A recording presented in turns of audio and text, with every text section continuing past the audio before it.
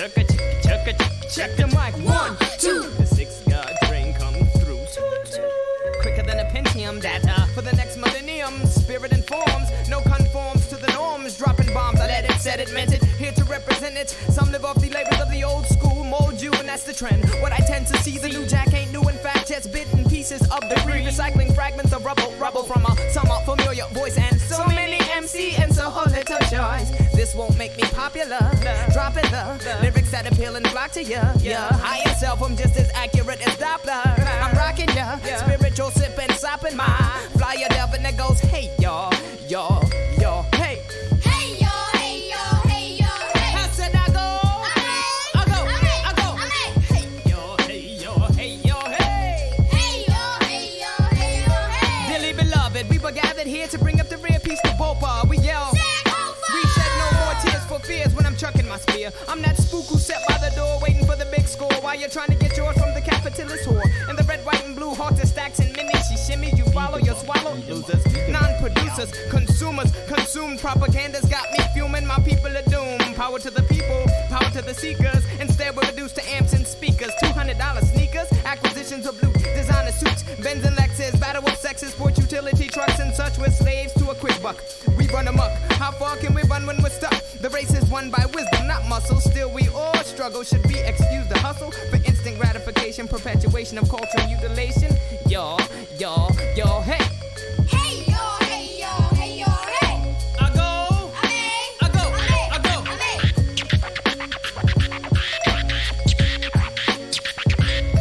I say hey, y'all, hey. Hey y'all, hey.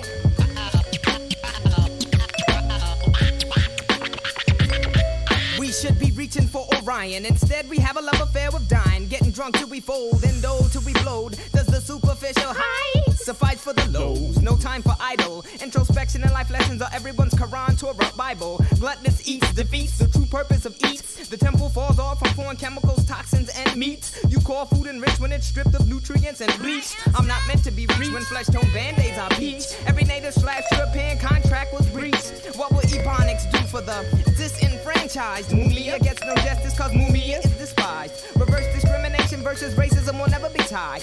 English, the bastard language of the not-so-civilized. The gift of spliced tongues is what the Western language gives. So isn't broken English like a double negative? Yo, hey. Hey y'all, hey y'all, hey y'all, hey. I go.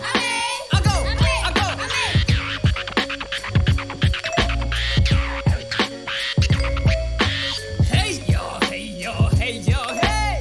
Hey y'all, hey y'all, hey y'all, hey. Hey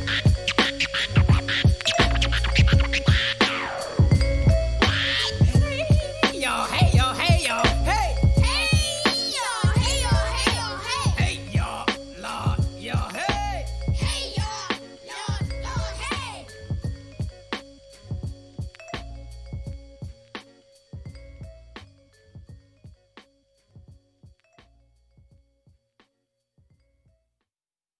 Myth, interpreted as it was later on in history, led to profound conceptions of the woman as inferior, and sometimes in some civilizations as essentially evil. So she's supposed to be the great seductress, the weaker kind, etc. This was not the case in the African mythology. So that you already had a divine myth which gave a basis. It was a sort of bedrock for a reality that could give the woman greater freedom and power. It is not an accident, therefore, that many of the goddesses of the Europeans were black. They could have chosen their own women. They chose some of their own women, but the most important goddesses were black, not just for the African now, in the civilization of the Greek. The Greek was so profoundly affected by the Africans that the goddess of chastity was a black woman, Artemis. The goddess of wisdom was a black woman, Minerva. The goddess of beauty was a black woman, Diana. And many of their great mythological figures which were critical to the vision of history, the history of the Greeks in the Odyssey. The woman who draws, who has the power to draw Odysseus and all his crew into her, is Circe, who is represented as a black woman with African features on the Greek vases. The woman who helps Jason win the golden fleece is a black woman, Medea. The woman who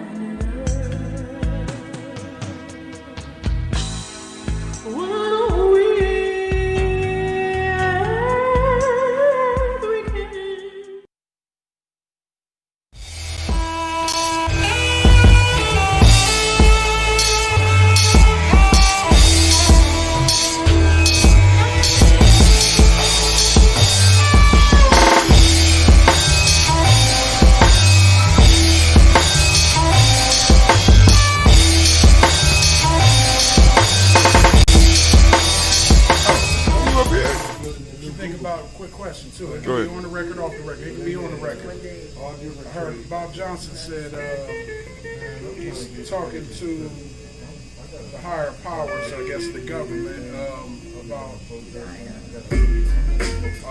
our reparations. And I guess the numbers that they come up with were about 3. Name is Saul, here in Ngozi, Northern Light Shopping Center. You want more than just a nice cut? Good conversation, good vibe, good music. Come see me at 3512 Cleveland.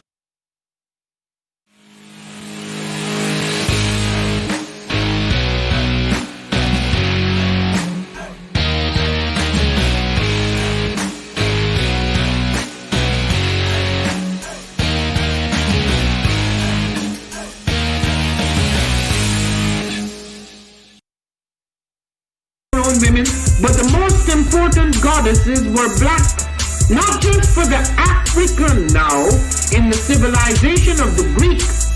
The Greek was so profoundly affected by the Africans that the goddess of chastity was a black woman, Artemis. The goddess of wisdom was a black woman, Minerva. The goddess of beauty was a black woman, Diana. And many of their great mythological figures, Odysseus and all his crew into her, is Circe, who is represented as a black woman with African features on the Greek vases. The woman who helps Jason win the golden fleece is a black woman, Medea. The woman who marries Perseus, the Greek hero,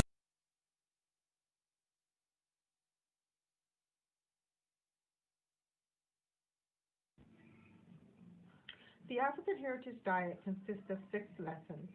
Lessons where we reach back to our African heritage to find culturally appropriate health and wellness practices that help us to move forward as a people that are whole in mind, body, and spirit. Lesson 1 is herbs and spices. Lesson 2 are greens. Greens is the widest part in the base of the African Heritage Diet food pyramid. So many greens should be consumed. And as you move up the pyramid, those are the things that you consume in lesser proportionate amounts. Whole grains, lesson 3. Beans and rice, lesson 4. Tubers and mashes, lesson 5. Lesson 6. Fruits, vegetables, and a healthy lifestyle.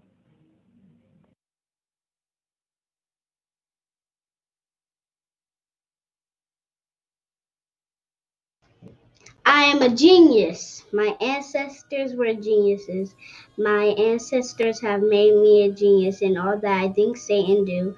I must declare myself a genius. I am a genius. Whenever I am myself, I practice my geniusness and do great things. All my thoughts, choices, and deeds must express my geniusness.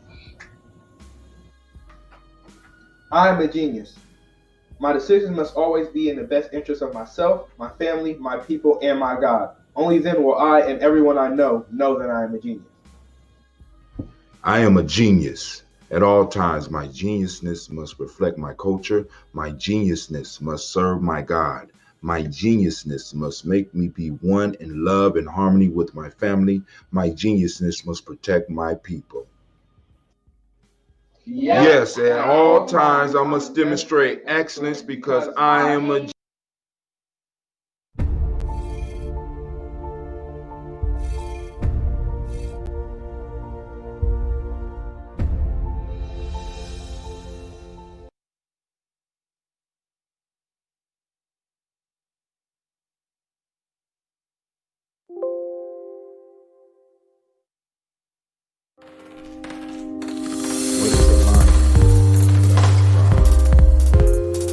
What is a whale without his pod? What is a monkey without his troop? What is a wolf without his pack? The answer is very simple. They are the same thing that a human being is without a tribe.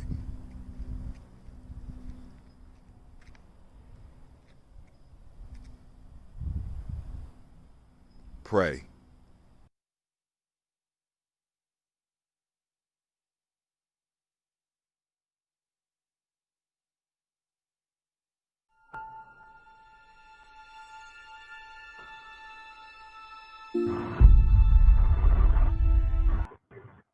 To have melanin embedded in our skin is a gift. Hold on. Oh my God, when I say too black, you say too strong. Too black, too strong. Hold on. All right.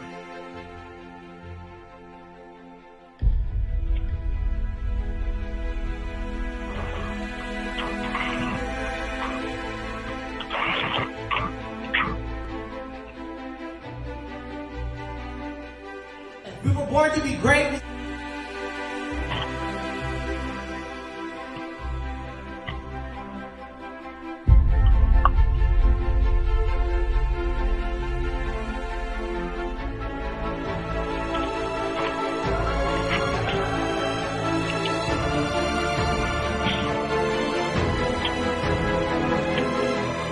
Oh my God, when I say too black, you say too strong. Too black.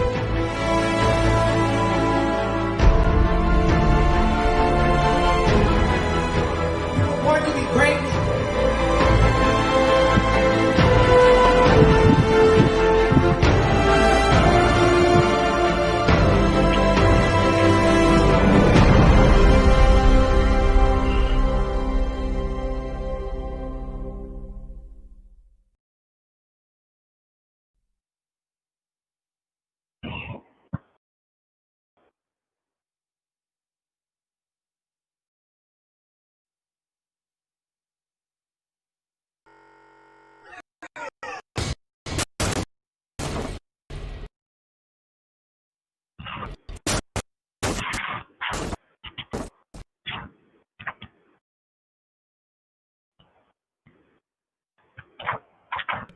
All right, family, we about to get started. I got some technical difficulties. Let me go on and handle some business real quick. Hold on.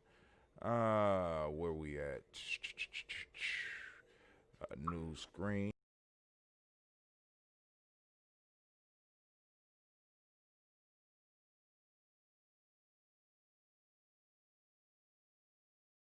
Let me go on and Lord have mercy. So I added a new screen and I have to adjust the order. Let's see if I can fix this. Oh, like that. That won't work. Okay. I got to figure out how to use it. All right. So, all right. Boom. All right, here I come. Here we come. All All right, so family, I want to welcome you here. Yeah, welcome you here to the show today. I want to welcome you to the show today. This is DiGyeTV. This is Brother Hot Tim on Giami Journey Media. Messing up on the boards right now, trying to figure out how to get certain things to work, but it ain't working out the way I thought it would. So I'm going to have to go and just build a scene around it. So, but let me see, how can I do that?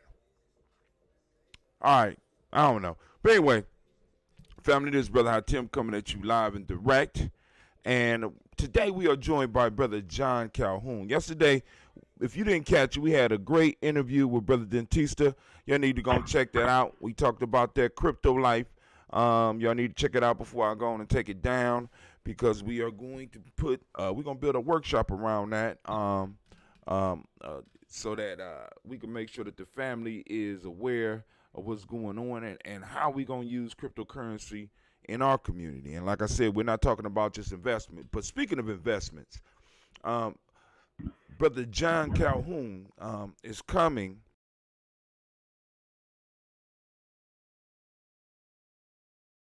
Give us a little bit of time to have our initial conversation, and then we will open up the black lines for you to come on in and let us know your thoughts on the subject. So we got Brother John, and if you would give him a round of applause. Yeah, that's right. Give it up, don't be shy, give it up, don't be shy, don't you do it, don't be shy, give it up. All right, Brother John, so what is it that you was going to talk about today, my friend? Let me tell you first of all, man, that but then in my time studying the Shango bone, I found out even about the Labambo bone. Mm-hmm. So I mean, but you know, you got to bring it across, because a lot of people don't know what you're talking about. You know, yeah. So you gotta kind of break this down. What's these bones you talking about? So basically, when King Leopold of Belgium, during the genocide of the Congo Free State, his researchers found the Ashango bone, which is sitting in a drawer on the 19th floor at the Museum of Arts and Sciences in Belgium, which it was basically they found a workable mathematical system that was carved into this bone.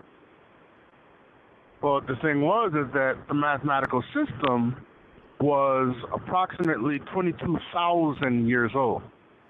A mathematical system 22,000 years old. And what does that mean? What does that mean to the people? What should that, I mean, you understand what I'm saying? Wow. Well, according to history, the earliest civilizations would have only been like, if you go and say the Mesopotamia is supposed to be about, what, 10,000 years old? Right. Well, this is 12 years older than that. 12,000 years older than that, and deep in the heart of Africa, nowhere near. Like, more than going across the United States twice. Almost to get to this place from where from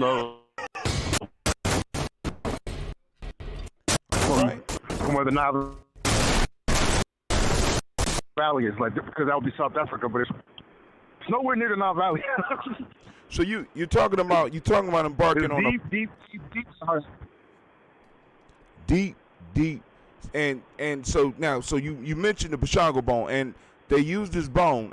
Let me see if I can find a picture so I can show it to the family. And it's called the Bashango bone. It's Shango, Ishango. And keep on going. So tell them about some of the other stuff that you've been running into. So as I was looking up that, then I found out about these this other bone that's even older, called the Lubombo bone that they found in the Swaziland mountains in Swaziland. Basically, what they found out about this bone is another mathematical system that actually works, except that when they did the carbon dating for this, they found that it was 35,000 years old. Okay. So, all right, now for my listeners that might not know, once again, the significance. So you jump right into the bones. Why is this? I guess I'm just hot on it right now. Right, I know you. I mean, it's because you got you. I'm trying to get the people to catch up with you.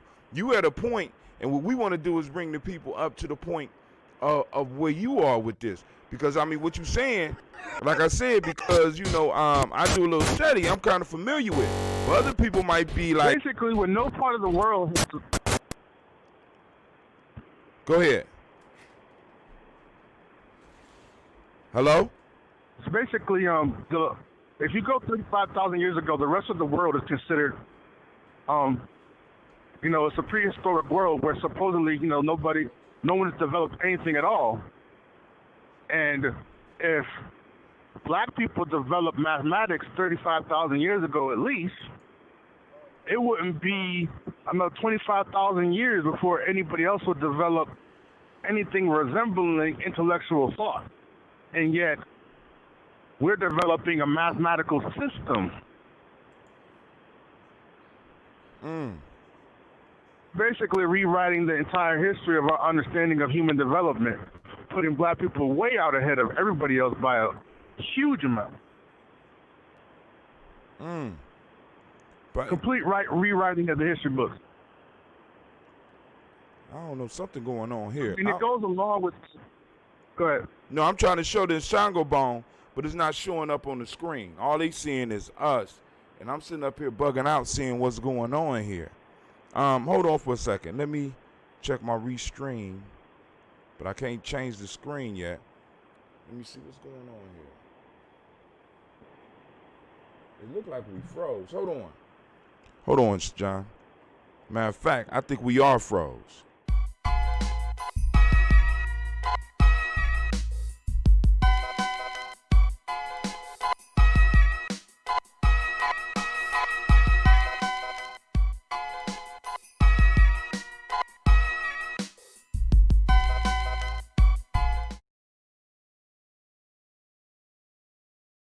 Four, 3, 2, and 1. Where we at?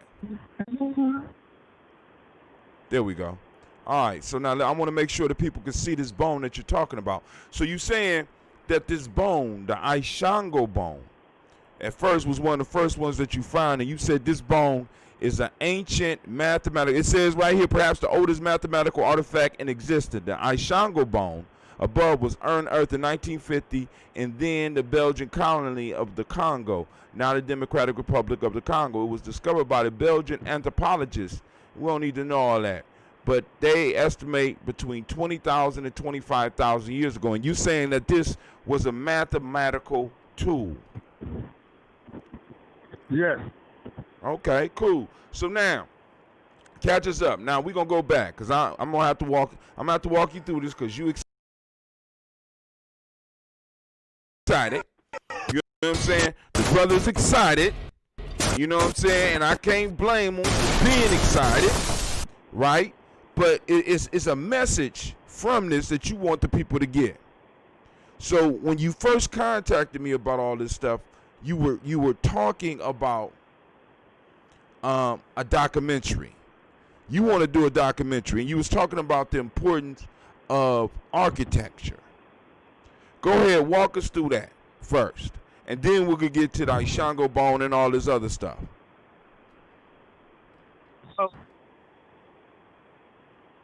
So I mean, basically, if you look and they show, like, it's the reason, for example, why white people like to pat themselves on the back in terms of their intelligence and their development, because they'll show you stuff like the Parthenon or like the Colosseum, the great sculptures of the artists of that time in ancient history,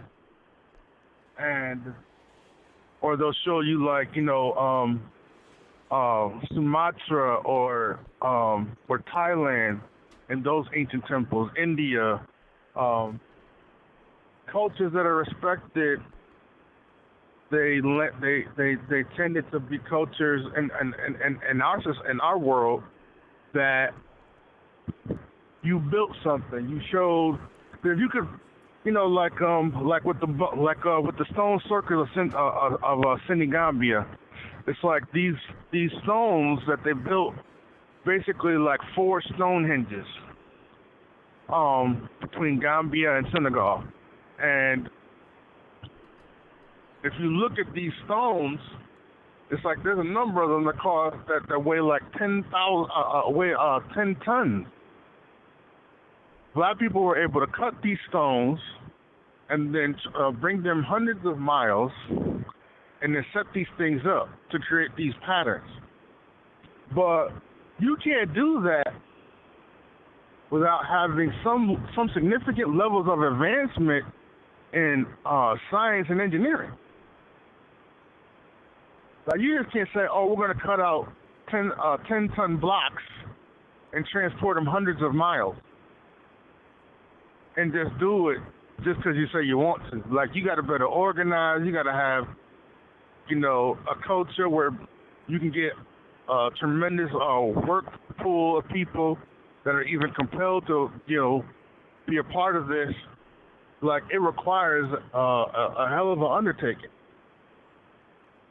But that undertaking, according to the story of what they like to say about us in history, was that outside of Egypt, you basically just got this whole, what they like the mythology of the dark continent.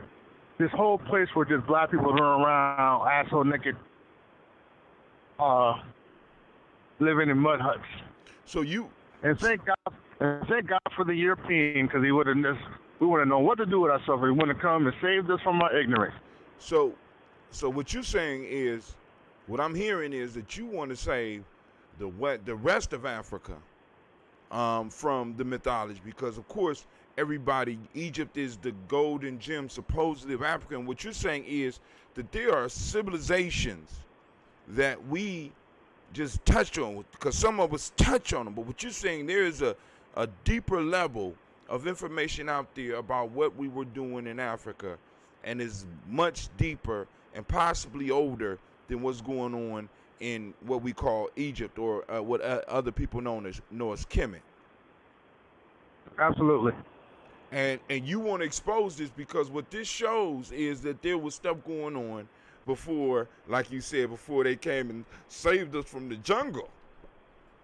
Like, give us some more examples. So this is why you got on our Shango bone. The Shango bone takes us so far back. You know what I'm saying? I want us to look at some of the stuff that's a little bit more, you know what I'm saying, more. What are some of the other things that you done found out in your studies that kind of excited you to try to put this project together along with the other projects that you're working on? So one of the things I found out was a place called Dar Tachit in Mauritania. And it's a city, a series of cities that was built in West Africa, 3500 BC. So at the same time that they were building Egypt, they were building this. You know what I'm saying? Right. Right. You have the stone circle of Senegambia. They got that at about 200-300 BC. You have, and that's between Senegal and Gambia. You have going over to East Africa, you got Axum in Ethiopia, and that's, another tremendous civilization. And that's about 1000 BC at least. You have, and I mean, what I'm saying, like, some of these places, it's like the level of design, the architecture, like, this isn't like, oh, well, look at how dope we were killing it. Like Axum, you put Axum up to anything that the Europeans ever did in their past and be like, what? Like, you saying that yours is better? But, I mean, maybe in the beauty and the eye and the beholder sense, but the complexity, the intricacy, the level of sophisticated design and engineering, like we're literally, you really are right there with us. Because I only want to put you as saying we're right there with you. You're right there with us. And so you start to get when you have this, if you go from this place of like, oh, well, Africa's a dark continent in mythology, we're going to civilize the natives, all of a sudden I can show you Senegal, Benin. I can show you, like I said, Gambia. I can show you Ghana. I forgot the name of the city in Ghana, but that's 4,000 years old. I can show you. And we're talking stone. We're talking stone cities. Yeah, we're talking stone. And that's not to go with the fact that, like, there's all kind of stuff that's written about these other cities that where, you know, people had more stuff with wood and other things. And just over the ages, that stuff fell apart. So we don't know about other civilizations. Because, for example, there's a culture that's considered one of the oldest cultures on the planet called the Knot culture. And it's like everything I've seen on this suggests that, like, these people were thriving like 8,000 years ago. They're doing like terracotta and ceramics like 8,000 years ago.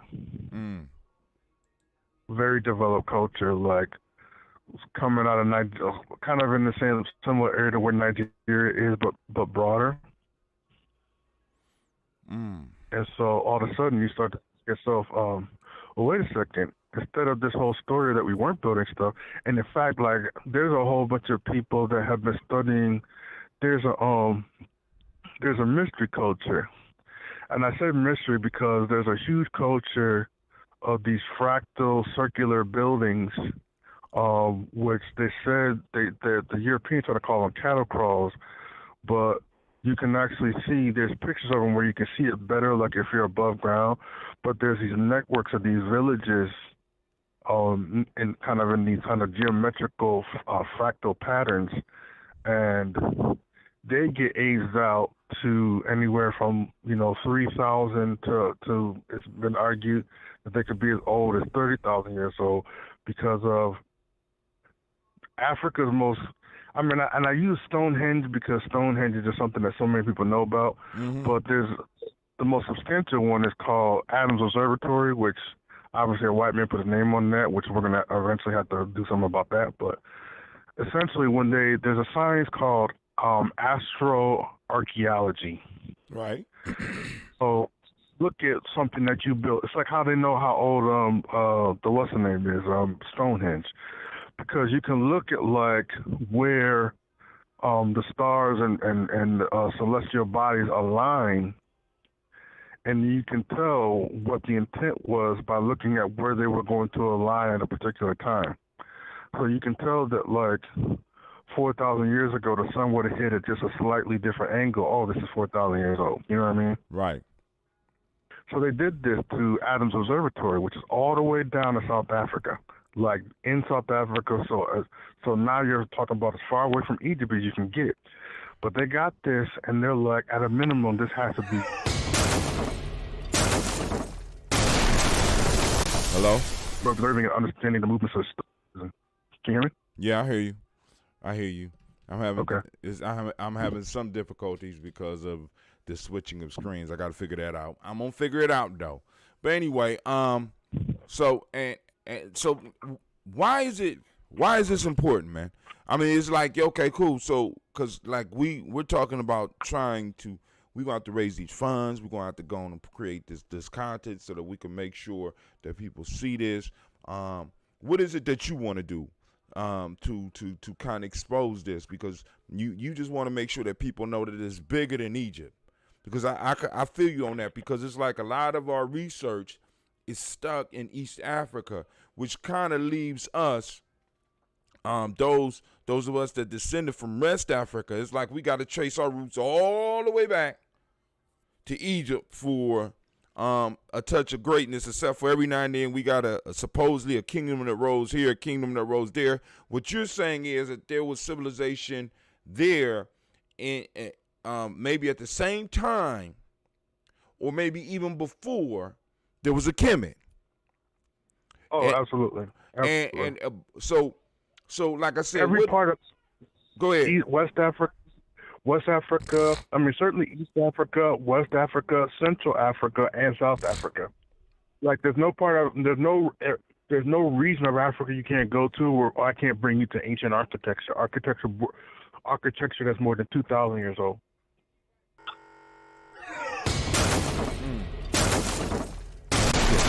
We don't need Egypt. You say we don't need Egypt. We'll take it, but we don't need it, right? You know what I'm saying? It's not in the sense the only crown in our jewel. It's not only the jewel. It's not the only jewel in our crown. And I think is that what you want to show? Yeah, that's exactly what I want to show. Okay, cool. And how you plan to show this, John? I mean, what do you want to do, man? How you gonna show this, my friend? Well, I mean, the first part about it is that it's got to be a documentary series.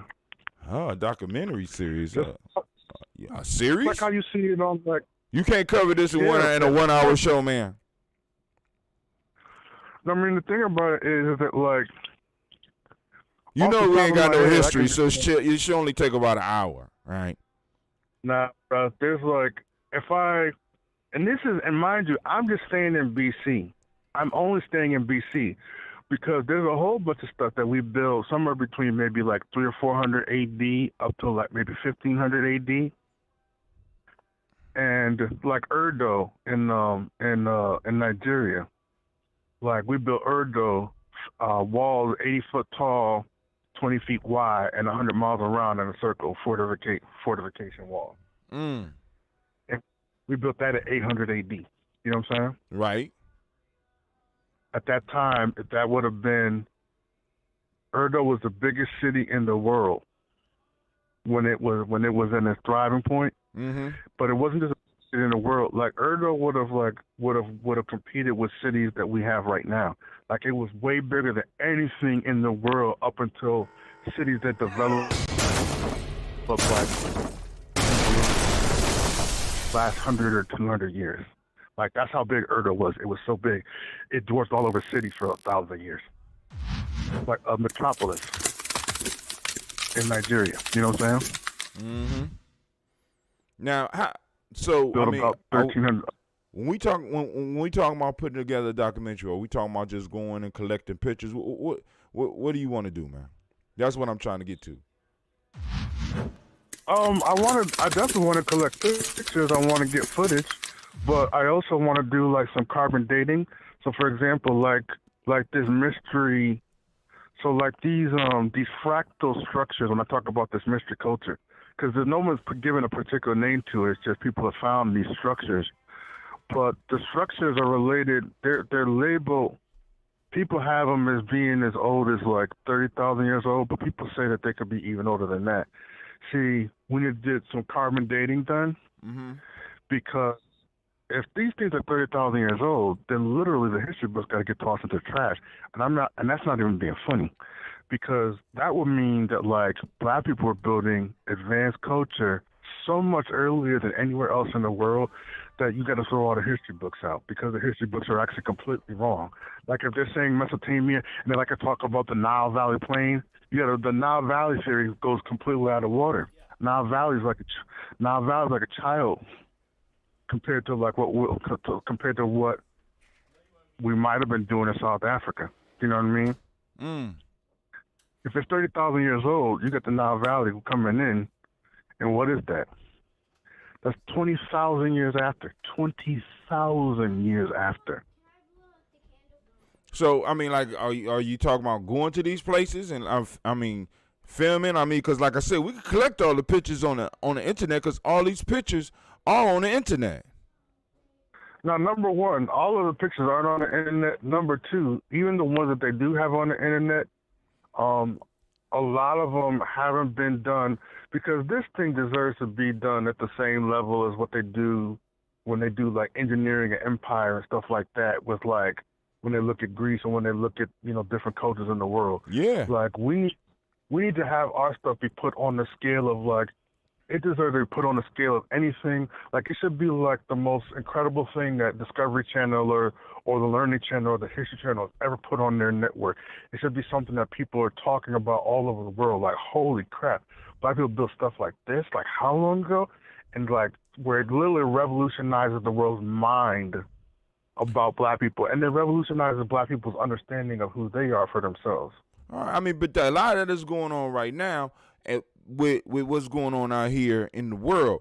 But because I mean, a lot of this, you know, because like even when I showed the pictures of the Gambia, the circles in Senegambia, they look, you know, they look small. I mean, just the way the pictures are on Google. So what I'm trying to get across is that you're talking about going and actually documenting this stuff firsthand, filming it, so that go ahead. Talking to the scientists who are doing the analysis, because they have archaeologists and they're digging up the dirt and they're finding out, you know, the way that they reach into the ground and try to tell you how people lived and what they can determine about the people based upon how they live, as well as I guess a part of it too is that like it needs to be because like, you know, the stone circle of Central Gambia, I guess, you know, the bigger stones are closer to the ones at Stonehenge, but it's not as much the height of the one location as much as like there's like 17,000 of them. You know what I mean? And that's what I'm saying. The picture I showed, it was about 9 of them in a circle. Nah, you see what I'm saying? So this 17,000. So you just see, because now what you're saying is, now for somebody that wasn't listening, and you just say like we did, if we left it like we left, and they go look at that and they'll see that picture, they think that little circle that's on Google is all that there is. What you're saying is there is so much more. So it's documented, but it's not really documented, and we haven't really seen the scope at which our people were building. And what you want to do is you want to expose this so that we can have it in our home, so we can see it for ourselves and be like, damn, we was getting it in. We were getting it in. I mean, that's really the thing. We were getting it in. Right? You know what I'm saying? I mean, because like I said, I mean, because like when you first came up with talking about the project. Now, before I even go to that, tell them what makes you qualified to do this, man? What's your qualifications? Who are you to be able to think you don't look like? I seen your picture. You don't look nothing like what's his name? Spike Lee. You don't look like Spike Lee, man. Hey, man. I mean, for me, I mean, it's probably as deep as the fact that I taught African history at Ohio State. You taught African history? Okay. What else? I mean, so I have some, you know, I mean, that's how I started. I mean, I started finding out about this stuff when I was at Ohio State. That's where it started, when I started finding out about some of these locations. And then over the years, kept on researching. And then probably they found out a lot of stuff much more recently. And then also with the advent of the internet, the pieces that are out there started being able to be, you know, you got little pieces where you can find it on the you can find little, like with a number of these places, they've actually got little different little things that they've shot on certain places that you can find on YouTube. You know what I'm saying? Right. But they're not talking to the scientists. You can't really see, because like I want to use LiDAR. And LiDAR is basically a way where you can so some of this stuff, for example, is in dense rainforest. Like you could walk by it and not notice it. You could just think, oh, it's like there's some rocks here, and there's grasses and mosses and stuff that have grown over it. and not realize you're looking at a temple. LiDAR will able to just where the structures of stone will be clear, and you can clear everything else away, so you can see the full size of it. In fact, there's a city called they're calling it, I think, Calhoun. I think they said it had maybe like 80,000 people, like around 1,000 years ago in southern Africa. Mm-hmm.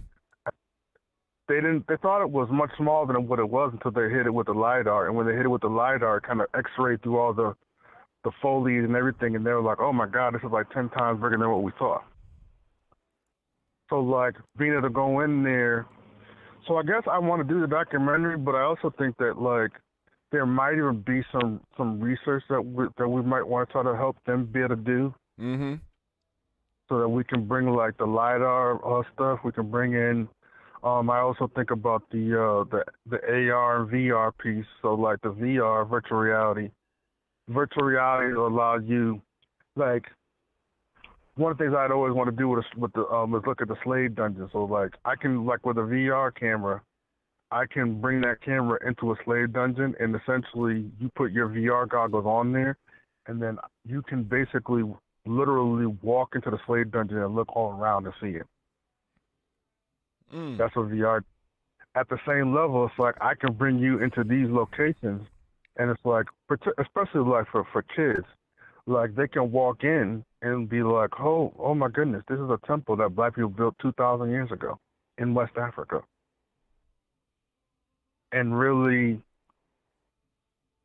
instead of like the non-history that we're given about our people in the continent, have this rich visual history of these ancient things that we built, which I think is a part of, we want to revolutionize black consciousness, show black people that we were doing genius architecture and design, when in fact most black people, I mean, you know how it was. I mean, in the old days of like when we was coming up, right?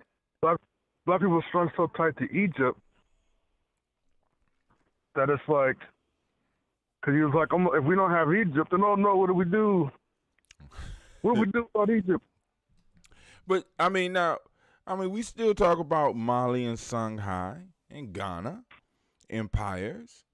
I mean, because I when you say how would this? How do you believe that this would revolutionize? Am I saying it right? Revolutionize the consciousness, supercharge it. How? What would this do? I mean, because hey, I got hidden colors. 1, 2, 3, 4, 5, and 6. It's black genius, because it's like there's not one of these places. Like, just if you go to the ancient stuff we built, there's like over 20 places. Do you see what I'm saying?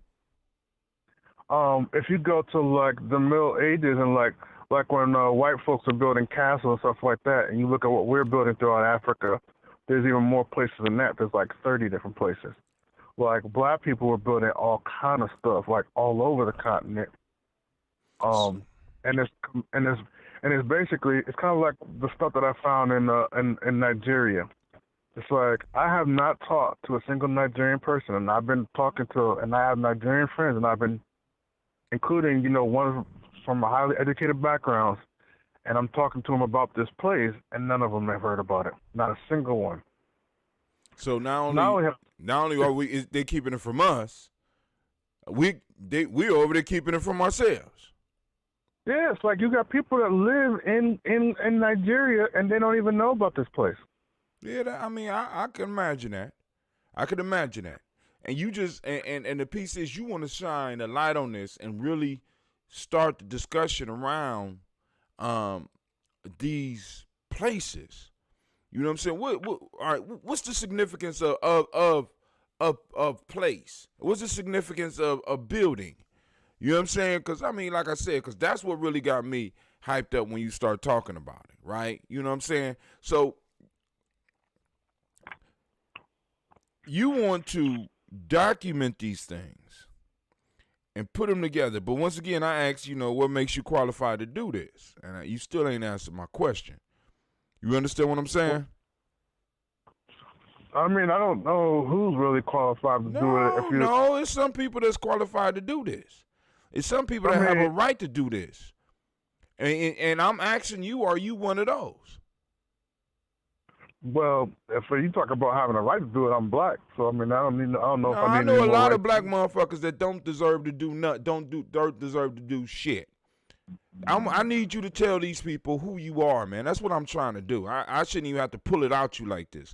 We know you taught at Ohio State. We know that you got a master's degree, but there's something particular about you that make you qualified to do some shit like this.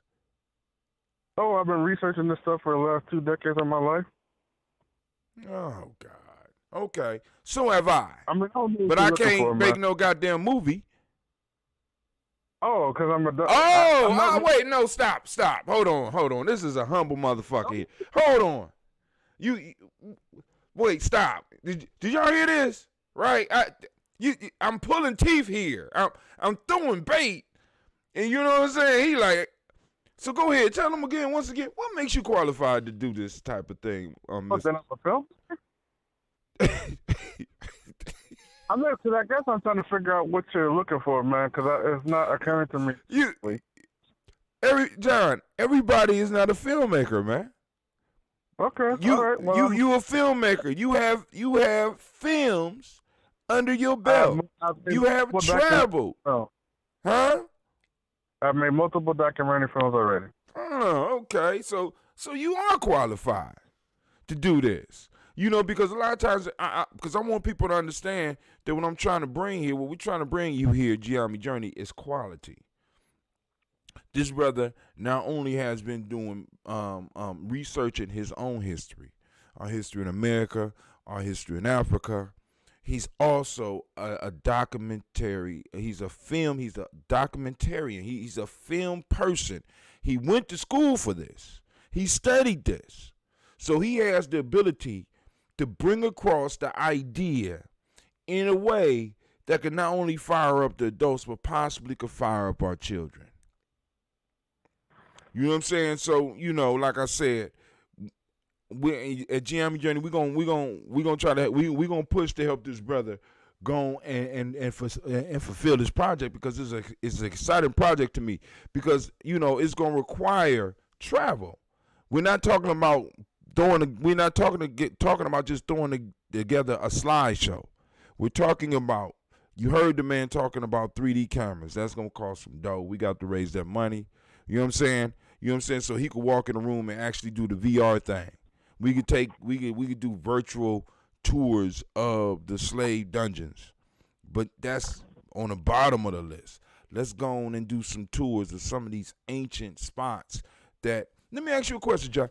Are these spots heavily, because I know, with all this information, they got to be doing a lot of research and a lot of excavating down here in West and South and Central Africa right now.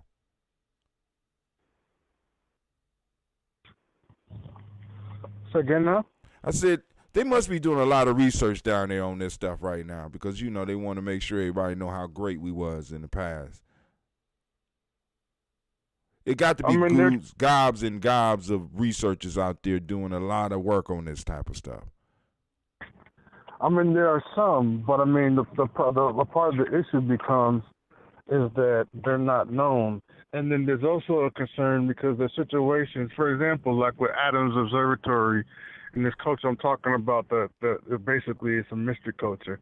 Because here's the thing about these, I'm talking about these stone circles, and I don't know I know some people who are studying it, but here's the thing. There's these stone circles where they make them in these fractal patterns and they make these villages. The thing is that there's tens of thousands of them, okay?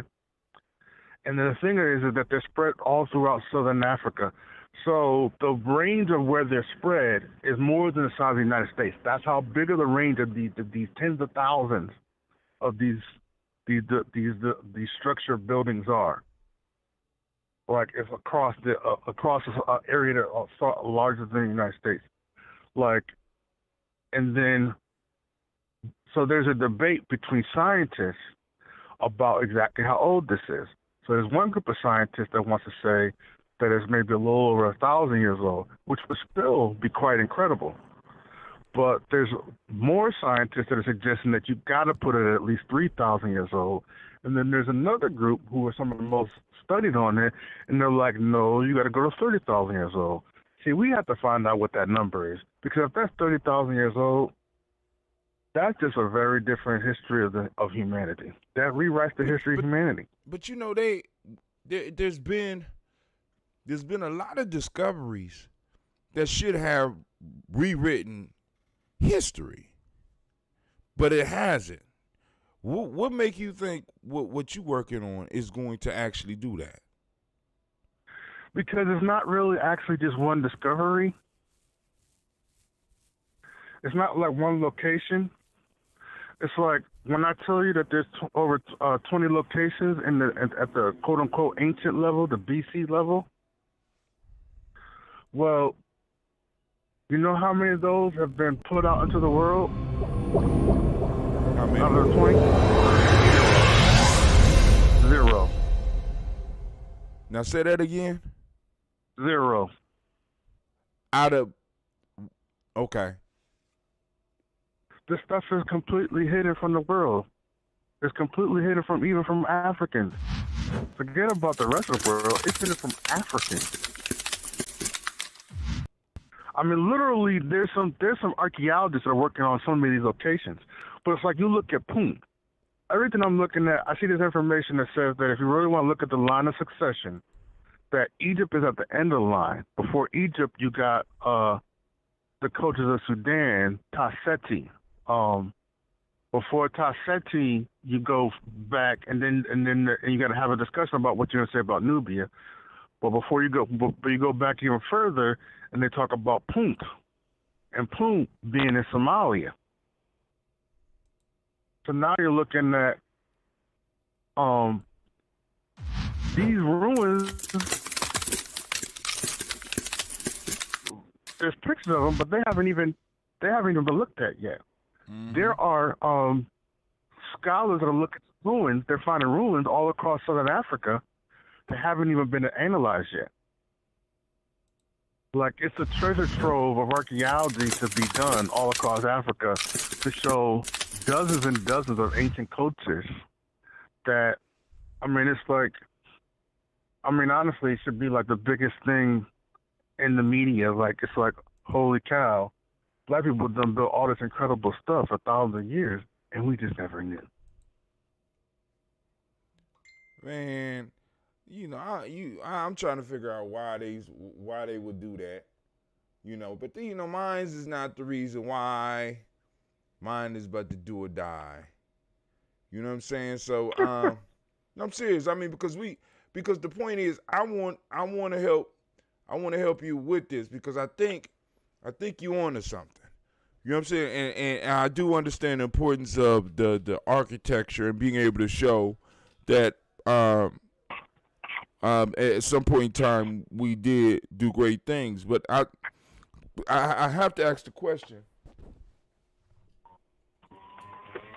haven't we kind of did that already? I mean, haven't we? I mean, demonstrated to our young folk, demonstrated to ourselves that we're capable of great things. I mean, haven't we? I mean, and with all the information that they do have about things that we did, why do you think that the young people are not connecting with it? Why do you think our people are not connecting with the fact that we have done a lot of great stuff, man? Because I think you got to have even more. I think that it's like, I thought about this. I want to bet, it's like, if you really want to like get into black people said are genius, you got to show them so many examples of genius that they get bored of it. You see what I'm saying? Mm-hmm. Like, oh yeah, we built this so-and-so BC when the white people were building this in BC. Yeah. But then it's like, because it's like one time, you know, people are like, oh yeah, I hear one. But it's like, I show you 20? One versus 20 is a whole heck of a lot. 20 almost gets you to the point where young people might even start getting bored. But they're bored with the knowledge of how brilliant our people were. You see what I'm saying? Mm-hmm. Like, yeah, it's boring. Our people are brilliant. We get it. But that's such a shift from how we think about ourselves right now in the world. Like if you got a whole bunch of black kids and they watch and they see so much architecture and things that we designed, and this is not to mention like the artwork and the potteries and the sculpture. You know what I'm saying? Right. So it's like. So how long you talking about staying out in the field, man? Bro, and that's where I was talking to a couple of my friends from the continent today. As a matter of fact, one of my boys from Somalia, because he was like, "There's no way we can film in Somalia. It's too dangerous." And then I was talking to another one of my friends whose father, her father was a diplomat. And so, I mean, I'm not exactly sure. I'm actually really looking at. That's what I was researching today. Actually, I found a website on the State Department that's kind of telling me about the condition of the countries, because not all the countries are as stable as countries in the United States, of course. Right. So like, I'm working on those logistics, but so I don't think we can go to every country, honestly. Right. And then I'm not necessarily worried about going to every country because there's 20. I'm thinking about 12 to 15. But my stronger number is 12. There's 12 places in particular I think give people the clearest idea of what we could do. But then there's a whole bunch of stuff that you gotta look at, because as much as there's ancient African architecture, there's a whole nother valuable documentary to be done for, I guess you might call it medieval African architecture or something. You know what I'm saying? Right. So how much would a project like this cost, man? Now this is why. I mean, come on now. I can't see. Come on now. I mean, on the low end, I think it'd probably I'm be $250,000. I'm toasting ancestors every day. You said how much? On the low end, I feel like it's $250,000.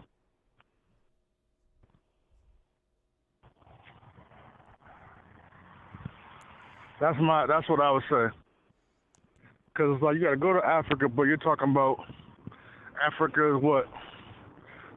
Almost 4 times the size of the United States? Yes. And so you're talking about stuff. And we talking about equipment? You're talking about some equipment, and then you're talking about going, because I don't know exactly how far it is, for example, to go from like the Sudan to South Africa, but I know it's further than going from New York to California. You know what I'm saying? Man, so like, one of the elders asked which country. So can you name some of the countries that you researched that you was talking about going? So you would need a camera. We need a crew of people that's gonna be willing to go and be able to take care of the equipment, because you know, I mean, like if this is a Journey Media production, ain't nobody stealing shit. You better come back with every last bit of. You left a film cap over there. You better go get that shit. Yeah, I'm just saying. But Elder Margarita asks, which countries in Africa are you talking about? So we know we talking about Senegambia. So you talking about Senegal and Gambia. Senegal, Gambia, Ghana, Nigeria, Mauritania, South Africa. Wait, what part? Because it's South. So you got South Africa country, but then you got different. The Republic of South Africa. Okay, cool. All right. Sudan, Ethiopia. What part of the Sudan? Southern Sudan? Southern Sudan. Okay. Ethiopia, Niger. That's off the top of my head. Okay. All right. So he put together a nice little write-up, you know. But I mean, like I said, this is one of those far-reaching projects that I think that we could drum up enough interest in to possibly, you know, I mean, because hell, I mean, just as a matter of asking the ancestors and doing the goddamn work, you know what I'm saying? We can make it happen. And then Sister Margarita said Benin. Benin, yep, that's another one. You know, she like, don't leave Benin out. You know, And so give me the framework of the four-part series that you're talking about. Now, are you talking about 2,500 a piece? Because you're talking about doing 4. That's $2 million. No, I'm talking about the whole thing. I ain't gonna do it. That ain't gonna work if no $250,000, dog. This is. I'm just saying. That shit ain't gonna. I first have to I don't have like a precise number I could give you right now. Right. I ain't asking for. But I'm just telling you. Regardless, I ain't got a precise number either. But I know $250,000 ain't gonna do that. I think it's gonna be at least. I put my low end. My low number is $250,000. Okay. I did hear you say your low number, but when you dealing with the people's money, we can't do low numbers because you say $250,000, they're gonna expect you to do a miracle with $250,000. Sister Margarita said she lived in Benin for about 2 years. Yeah, see, that's where I look because there's a whole bunch of things because Africa's 54 countries, all at different levels of development. Right. Because a lot of people talk about Africa as if it's one country. You know what I'm saying? Today, you can fly in without a problem to Ethiopia, and then you just can't. You don't want to go to Somalia because you got a good chance of getting killed. But then you're gonna probably have to go by road up to the Sudan. You know what I mean? Right. So it's like I have to see what the status is in terms of travel for each one of these countries. That's a part of what I was doing today. And that's a part of what I called some of my people that are from, were raised in those areas, just trying to get a sense of how they feel about what it would be like for me to move through these different places with a team. And then they felt like that I should probably, if I went out with an 8-person team, that I should probably have at least 4 security people that are holding us down all the way through. Yeah. And everybody that's holding equipment better be trained. $250,000, I ain't taking no excuses. I'm just letting you know. I'm just being honest. Because you talking about $2 million. I think it would be about $250,000 per episode. So how would you break down these episodes? Just right now and how you thinking about it. There's 12 places in particular that I'm most focused on, and I think 4 episodes, an hour long each, and each episode spends around 20 minutes focused on one particular place. So now, are you trying to get these aired, or are you trying to push them on the internet? Now that's an interesting thing because, for example, the AR and VR, I want that to be very much more about the educational aspect, and that's something where I want to be where, regardless of your age, you can buy some VR goggles and you can take the tour through ancient African architecture, something like that. And that I want to just be free for everybody to be able to go. These projects, the series itself, it feels like it needs to be either on Netflix or on History Channel, Discovery Channel. It's got to be at that level. It's got to be at the big level. All right, now I'm gonna push back on that shit. Let me say this: an hour. If you're doing an hour, I don't think an hour would do these justice. We know there's an audience out there for this type of documentary that will sit for 2.5 hours to 3 hours to see it. We know that there is a possibility for a documentary like this, if you make it powerful enough, to be able to be sold directly to the customer rather than being aired on Netflix and be trying to. I'm just saying, there's a way around where we could keep everybody's hands out this motherfucker, and we can raise the money as well as earn the money. You know what I'm saying? I mean, for other projects. I like that. I guess a part of it is that, like, I want the educational aspect, but a part of how I see it is the propaganda. Like, because I want to be in a position so that, because of course I want, it's most important for black people to know it, but I think it's also very important for people to know it, even in places like some of the places where people don't look too kindly on us in parts of the world. I want them to better see it as well. Do you know what I mean? Right. Hold on. Hold on. Go ahead.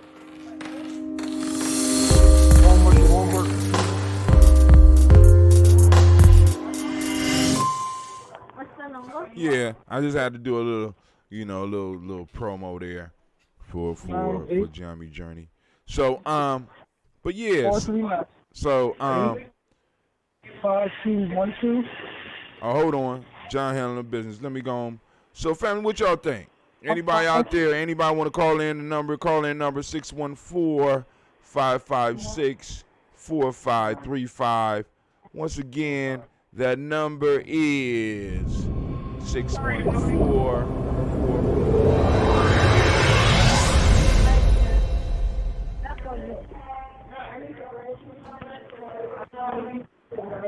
So who want in? Who want to call in?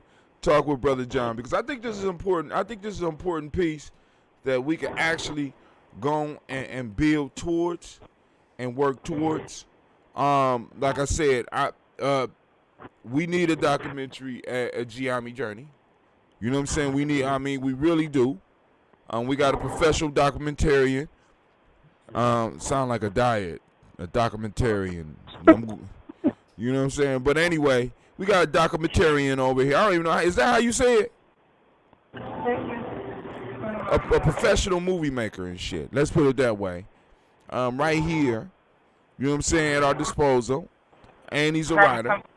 Because we got another project that I'm trying to get him to get finished. But, you know what I'm saying, part of that will move towards helping us be able to do this. But family, spread the word.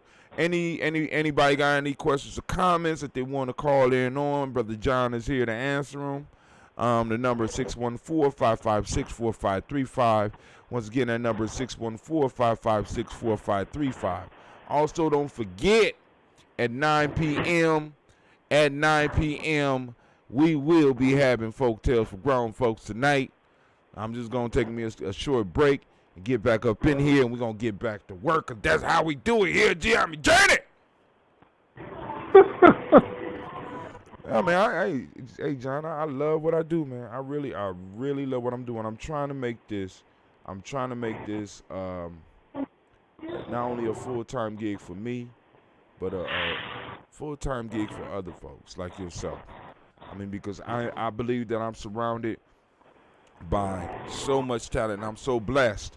And it's just, I would think it would be a crime for me to go to return to the earth and not have help people unleash their genius. Like you. You know what I'm saying? On a project where we could see it all the way through and leave a legacy, not only for our personal children, but for our extended family children. You know, you know what I'm saying? I mean, because like I said, this is one documentary that we could work on. There's no reason why G&J Media can't be working on several documentaries at the same time. So family, what y'all think? Some of y'all out there, I seen some of y'all out there, so don't be shy. Once again, call in number 614-556-4535. If there's no questions, no comments, you can also post something up on the timeline. Let us know what you think. Should this be a yay or a nay on the project? Should we try to raise funds? You know what I'm saying? Or you still waiting for Brother John to finish his other book? Because you still owe us another goddamn book, Brother John. I'm just letting you know. So before we proceed with the with the documentary, we need to go and get this other book because, and actually, family, this fits in with his other project because he talks about frames, and I think one of the things that he's trying to do with this documentary is to help us build a healthier frame of how we see ourselves. That is exactly the reason why I want to do this project. I realized that, like, because you might, there's certain people like me and you, and we can feel it in ourselves. We can feel the power of who we are in ourselves. But so many of our own people, like, that's a struggle for them. And a part of I know what helped you is what helped me is, like, you start studying what your people did. And even in the limited stuff that I had seen, like of Timbuktu and Mali and Songhai, that helped me to develop my sense of self. I was like, okay, we're developing these things. But when I look, it was like at Ohio State.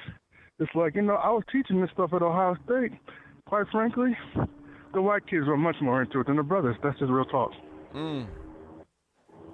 Like, Don't I remember say it ain't so. Say it ain't so. Like them sitting there asking all these poignant questions and fascinated, and that do fuck you up, don't it? When it messes you up. You be like, unbelievable. Ain't supposed to be the reverse. That's literally what I thought. Unbelievable. But that's like another reason why I asked you.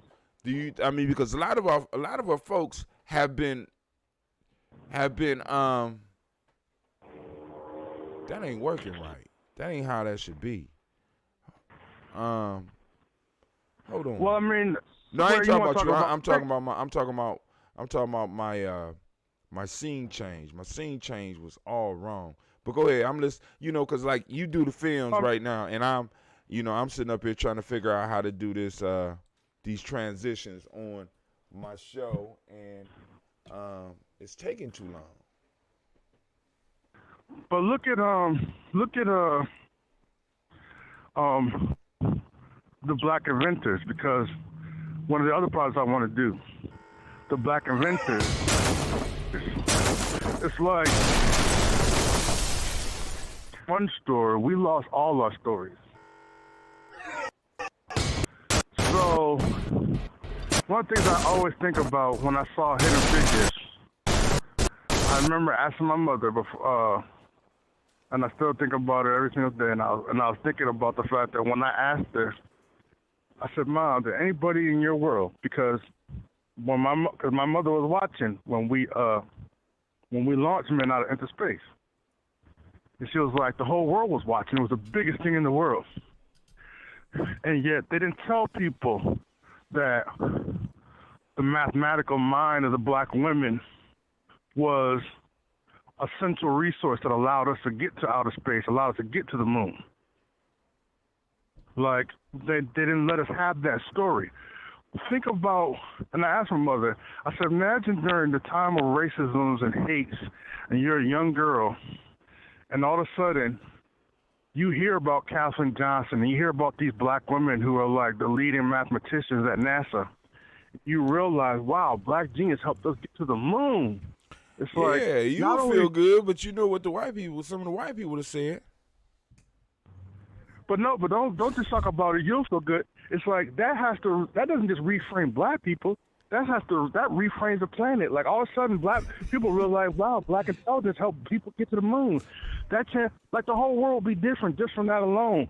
Except for the fact that that's not the only story that we have of our intelligence in terms of. I hear you, man. But some of the motherfuckers back there would tip right now, man. They would have been like, we ain't going to the moon. We're not going to the moon. If you're going to tell the people that, huh? You say what? So damn next. I'm just telling you. I'm being serious, man. Some of these people. A part of the reason why we're in the state though is because of the fact It's like my boy teaches. I got a boy that teaches African American history, right? Right. And he'll tell you right now. He's at Prairie View A&M. Right. And he's teaching this at a black college. He's teaching black history at a black college. And the kids are not even paying attention. Right. Because somewhere in their minds, they don't realize, they think, oh, man, we were just slaves, man. I don't care about that. I don't want to hear all that. I don't think that's it. No, I don't think that's it. No, I'm telling you that's what he's telling me that they're saying to him. But what I'm saying, listen, I'm in the same situation, and I got other people in the same situation. I don't think that's it. I really don't. There's too many stories out there. I mean, it's not the fact that, we was just slaves. No, it's something else. It's something else, man. It's something else that I'm just saying. It's not one frame. Right. It's a group of frames. It's not just that. What the hell you doing? Give me my lighter. I'm sorry. Like it isn't just that they didn't know that we help people get to the moon. It's that they don't know that that Mark Dean helped to shrink the computer chip so that we could be talking on the cell phone right now. It's the fact that we don't know about Dr. Philip McGuire, who made the first supercomputer. Like, it's the fact that we don't realize that a black man was doing heart transplants for a year before anybody else. It's the fact that it's like we're not missing one story. There's hundreds of stories, and by the time you get through all those stories, you got a whole different frame of black people know what we got right now. We don't not know one thing about ourselves. We know very little about ourselves. Like, that's why I talk about like the whole thing with the black inventors, because I look at that as another important project. Because we didn't invent a couple things. We invented crazy stuff. And so much crazy stuff that we invented, it literally tells an entire different case about who black people are. We don't know about Reconstruction. How many people realize that black people became millionaires after, black people were millionaires 10 years after slavery? How many people know about that? Not a lot. Not a lot. We were doing. That should be that. Maybe that might be the documentary we need to lead up to, before we move up over to the whole African architecture piece, because I think that would be something that will be doable for a little bit less money. But I mean, like I said, we could push big. But see, what I'm saying is, I hear you. I'm not arguing the point, but like you said, there's something missing, and I don't just think that we think that we were slaves. Yeah, because a lot of my kids got very high self-esteem, low test scores. I don't understand it. I have never ran into such, in some cases, brilliant idiots. I have never ran into so many, and you know what I'm saying. And it's like they know they know more than we ever had. They got possibly, you know what I'm saying. But what I'm thinking, I'm thinking is more of a power vacuum for me. I'm thinking it's more of a power vacuum because I know that our children are exposed to our history. They hear it. Not nearly like. I mean, you're at a very unique school. Like, I know from myself, most of the people, like when I'm telling people right now about this project, for example, in our age range, man, like most people I went to school with, including myself, Black history was three pages in the history book in high school. You know what I'm saying? Yes, it was. You lucky you had 3. Two of mine was tore out. So it's like there was already like the only reason why I knew more is I happened to have a mother that was in the civil rights movement, so she could bear witness to me things from her actual experience. You know what I'm saying? Right. But I'm telling you this because I think, and I mean, don't get me wrong, because I also think, I mean, so part of it is definitely the frames, but then the other part becomes, that's where I get into like my book, because it's like, what kind of habits do you have? It's like, what are your habits of body? What are your habits of mind? What are your habits of thought? because this is the other place where I think we don't have. Like, for example, I saw this when I was a teacher at Ohio State. Or an instructor rather. When I was at Ohio State, like, I could see the kids. Like, they hadn't developed good study habits. Right. Like, they weren't less smart than the white kids, but the white kids had gone to, like, I went to a very good high school, and one of the things that my high school did was they were very serious about two particular things, which is teaching us how to be able to organize ourselves to study and take notes, and the ability to write a coherent essay. When I was at Ohio State, I'm going to tell you that, like, 95% of black kids could not write an essay. Like, if you had to write an essay that was going to get graded on, like, quality of essay, like, what they'll do, like, with James doesn't, like, I've seen my boys test, like, at the and this is a black college in the South. These kids can't write an essay. In fact, they don't know how to write a sentence. What he does is that he'll grade on a kind of curve where it's like, if it seems like you have the right words in there and certain concepts, he'll read between the lines and be like, okay, you really did the study. You know what I mean? Right. But they actually can't write an essay. Like, I watched it. Like, they couldn't write it. They don't even really know how to write a sentence. If you can't write a sentence, you can't write an essay, because an essay is a whole bunch of sentences. These are college kids that can't write a sentence. I saw a similar thing at Ohio State. The kids couldn't write a sentence. What are your study habits? What are your learning habits? That should be the documentary too. But hey, you got. I mean, it's so much. It's so much. You know, and but go ahead. I'm just. We have to kind of rebuild a whole new culture, structure of consciousness and thinking, and like we gotta, like, there's not a lot that we have right now that needs to stay, honestly. Like, we need to really revolutionize. Like, they talk about the American Revolution. I'm like, we need to have a complete revolution of ourselves as humans. We got to revolutionize our own neighborhoods. I mean, I was going through this the other day, and I just saw so much of them. It was so dirty, bro. I'm sorry, go ahead. Like, Germantown, bro. Germantown was just like, all this garbage. Black people was living in filth, man. And I'm like, bro, the white man didn't do that to us, bro. Like, we have to clean up our neighborhoods, bro.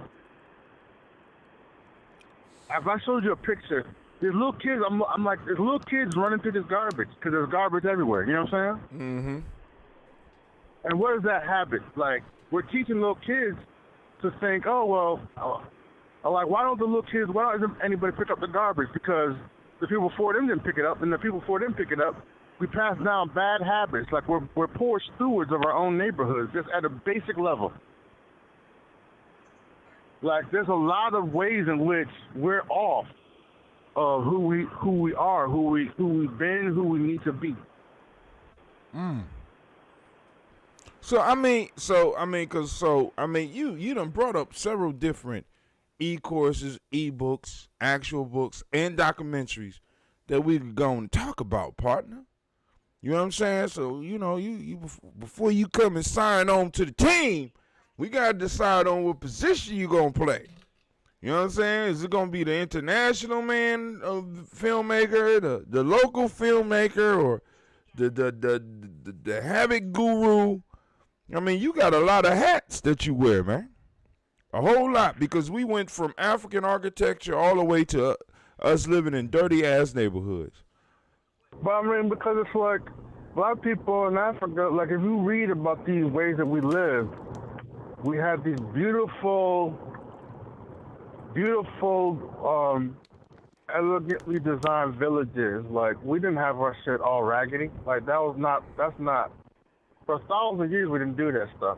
Like, but for those thousands of years, we owned that shit.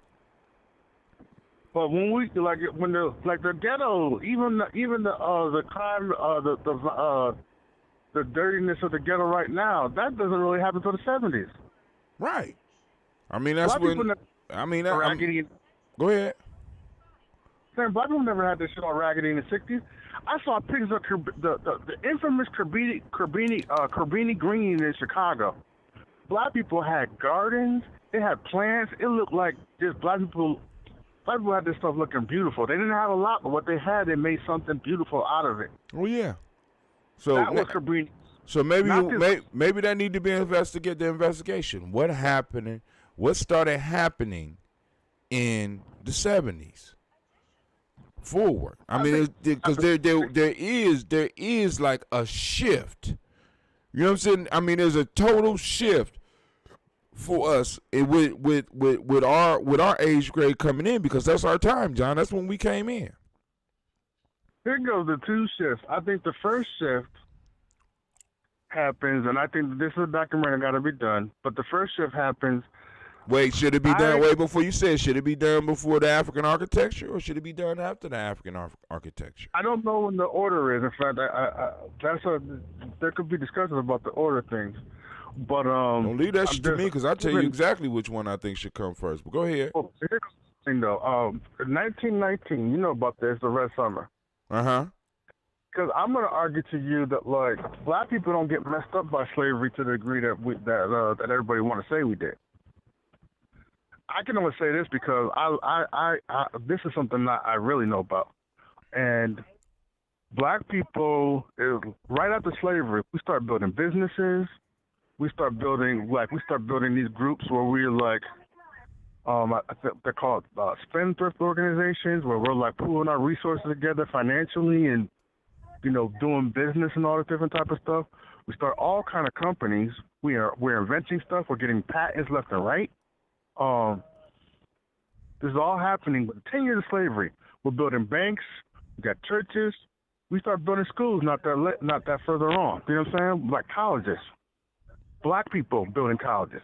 You see what I'm saying? Mm-hmm. So, like, when is the last time that black people built a college? We built a whole bunch of them. You know what I'm saying? I say all this because right after slavery, and then you know the fact that we came out of slavery, and we were the most skilled workers. Can I get a large class lemonade light? That's it. I know you're not talking about trifleness driving through the Wendy's drive-through window. Oh my God! You eating the white girl's burger? But I'm out here in the, you know. I understand. Pull around, get your burger. Go ahead. But so I was saying that we're building all this stuff right after slavery. Like, you thinking, oh, black people broke down in the trauma. Then why are we millionaires? Why 20 years after slavery are white people building up organizations to try to harass black people because they're already getting outpaced, because black people are having better businesses, because black people are more skilled workers, and white people are already feeling like, hey, we got to try to do something about these black people because they're beating us. They're beating us economically, and they can't handle that. Their ego can't handle it. And then their wallets looking kind of tight because, me and John and Hatem could fix it, or White Charlie and the boy could fix it. John and Hatem really know what they're doing, though. Let's go to John and Hatem. Like, that's what was going on, man. We were killing them. So if we were this group of people that were so scarred from slavery, then how are we doing all this stuff? Like, the problem happens in 1919 because white folks have realized that... I would take it back a little bit farther, but go ahead. If they realize if they don't do something to us, that they're not going to be able to control us much longer. So they're going to have to figure something out, because a little bit further and they're not going to be able to control what we're doing. Because there's not, like, they talk about Black Wall Street. There wasn't one Black Wall Street. There were multiple Black Wall Streets. We talk about that on my show all the time. Yeah, there were multiple places where black people... I mean, actually, this is what's familiar. This would sound kind of like your documentary. The Black Wall, or what they call Black Wall Street, is sort of like the monuments in Africa, because there's a lot of them that have been totally buried and never have been talked about again.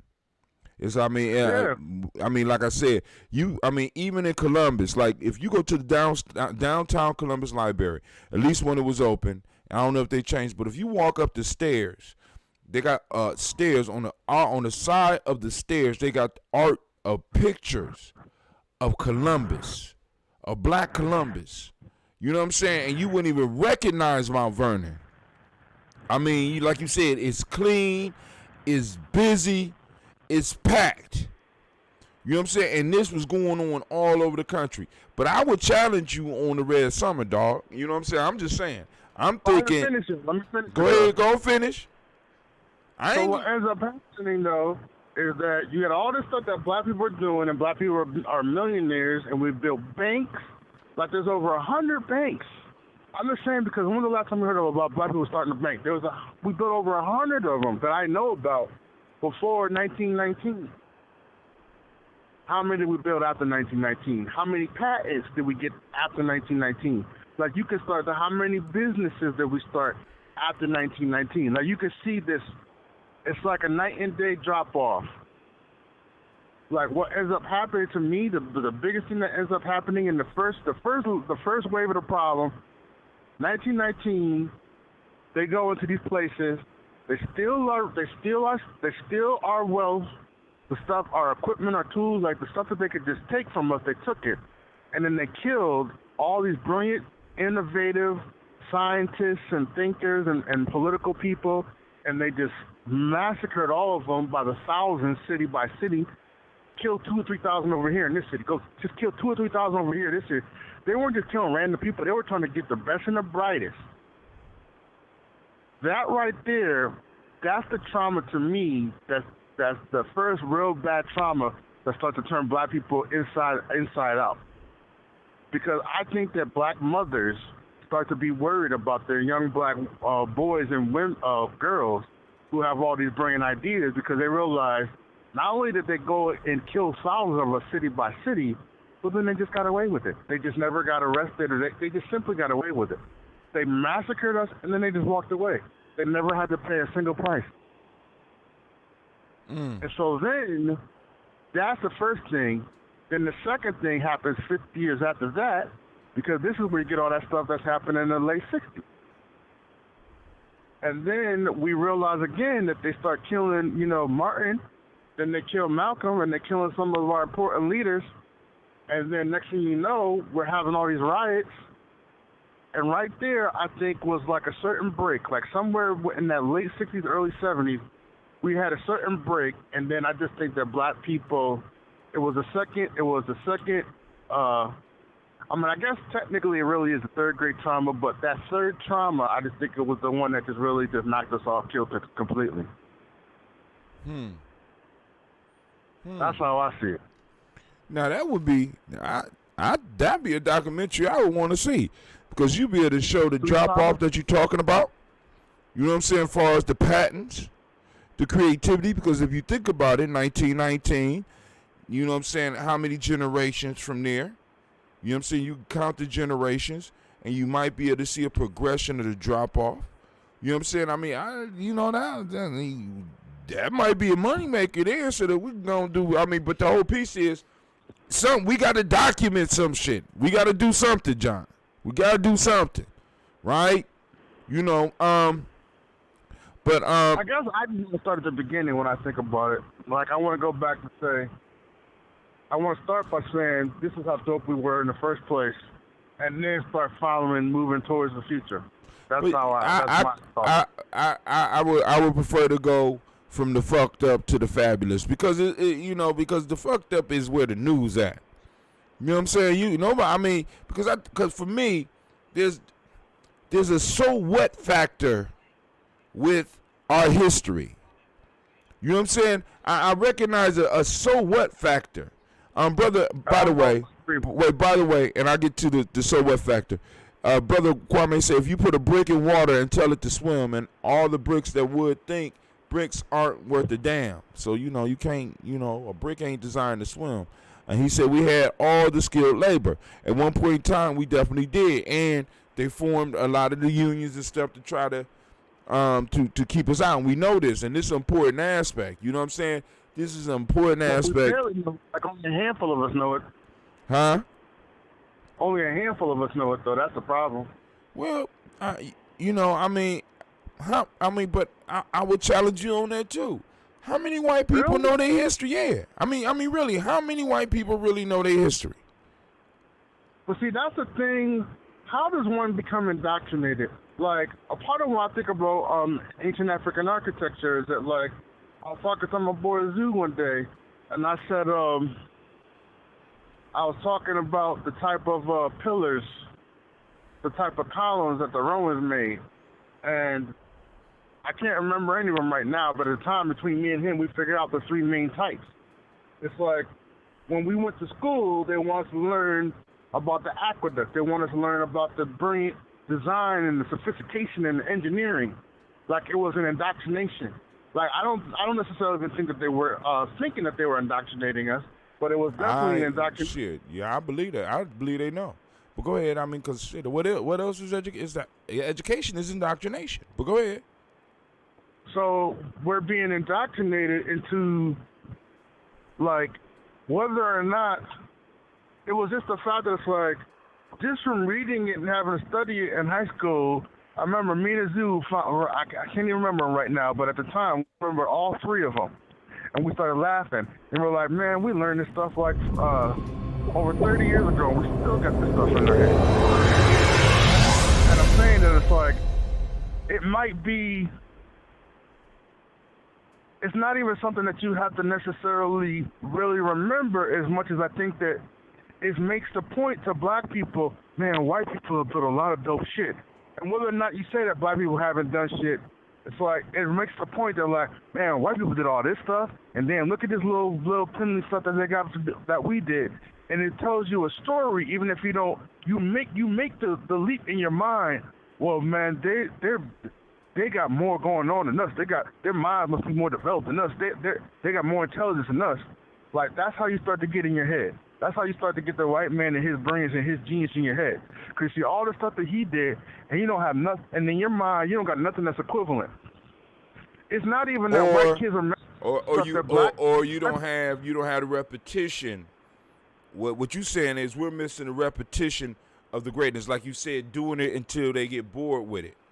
We're doing it sporadic, not sporadically, not regular enough so that they can see it. We're not having those conversations with them, and not only they're not hearing it from their parent, even though they might be hearing it from their parents and they might be hearing it during Black History Month, they're not hearing it from the officials in their life, like their pastors, like their teachers that they see every day. Those individuals supposedly empower in their lives. Like, I would go into some of my classes at school, and when they're doing history, they got the lights off. They got the slideshow of the Greek and Roman history and learning about the Spartans and shit. And what you saying is that we have to set up environments where we have that type of intense class, study on our shit. To a point where a motherfucker would be like, I'm bored and fade off into a tizzy, and then 30 years later be sitting around joking with one of his friends about some shit that they learned in class. But it just happened to be black shit. But hear me, they might have learned it 30 years ago. They might not remember the details, but they definitely feel superior though because of it. You see what I'm saying? Man, and I like how you made your voice sound kind of sinister on that shit. That was brilliant. Don't be trying to outdo your voice on my goddamn show. I do the voices here, dude. Because when I see white people that get mad, I've watched white people, and when they start spouting stuff, well, look at what we did, and they start reciting, these are the things. They start talking about, like, I've listened to white people, when they start get mad and they want to start talking for white superiority, they start bringing up the Greeks and the Romans. They start bringing up the fact that we went to the moon. Like, whether or not they remember all the details, it don't matter. We did that. It don't matter. Team White did that. Exactly. Like, look at all the stuff that Team White's done. Look at all, and they feel empowered by it. I don't think that necessarily that like black kids have to remember the details about Adams Observatory the way that I do. As much as they have to have a somewhere, it has to affect their soul and their consciousness that, man, everything that you did, we did at least that, if not more. So all your little talk about white supremacy doesn't even faze me, because I actually know that we were building stuff a lot before you did, and all this is just your little ego, childish, trying to make yourself feel good about yourself, but it's not based on fact. Because my thing is, So that I've seen a lot that just go ahead. How will we get that type of curriculum?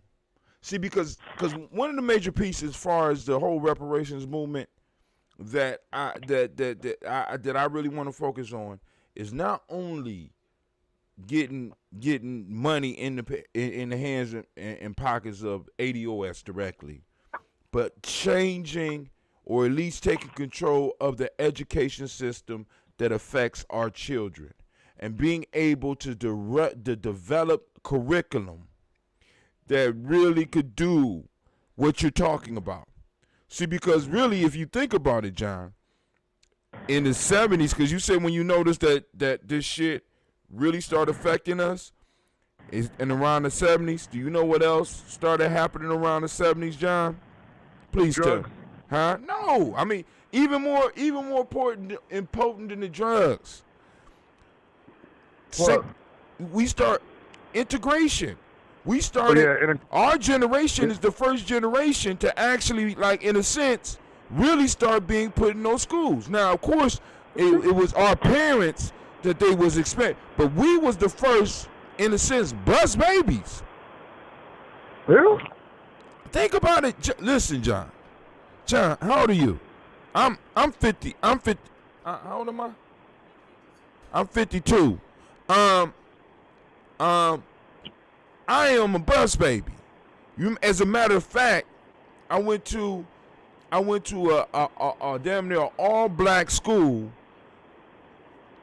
until I moved from my grandmother's house, and I went to Market Park, which was integrated, and then after that, I went to an integrated middle school.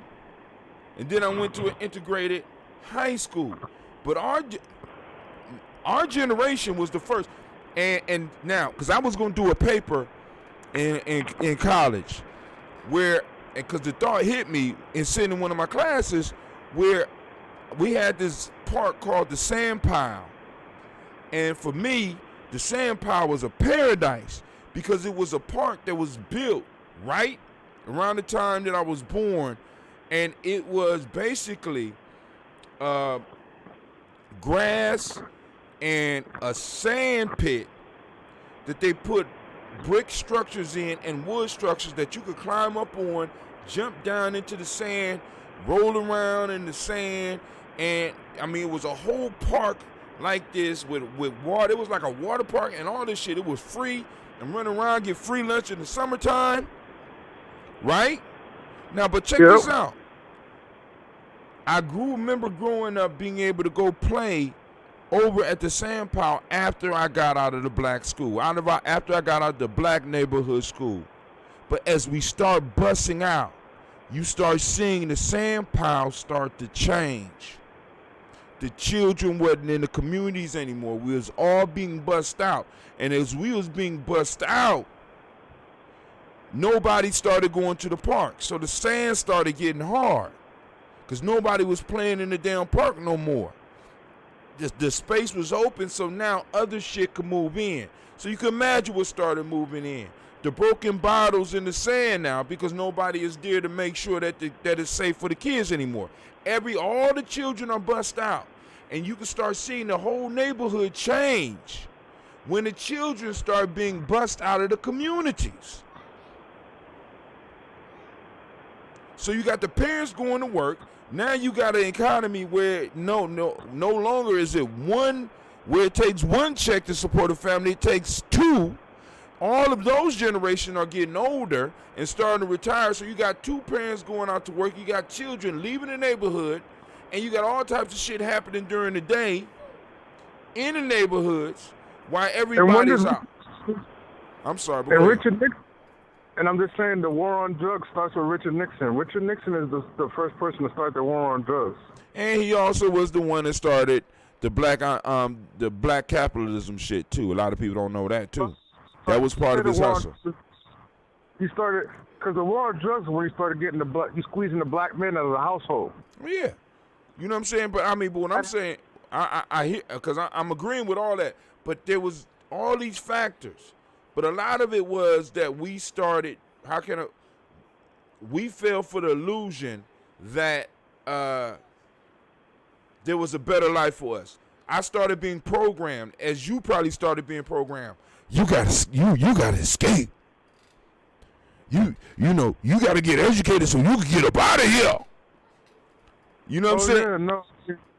You know, but they never told us what we knew what get out of here meant, but we never really thought about what get out of here meant. Escape from what? I mean, you know where I live. You know where I used to live on the east side of Columbus, right? You say who? You know where I used to live in Columbus, right? Yes. Like that whole over there, man. It's like as white people started gentrifying that whole area, I was sitting there thinking to myself, I'm looking at all these houses. I'm like, black folks, y'all had the dopest houses in Columbus under your hand, but you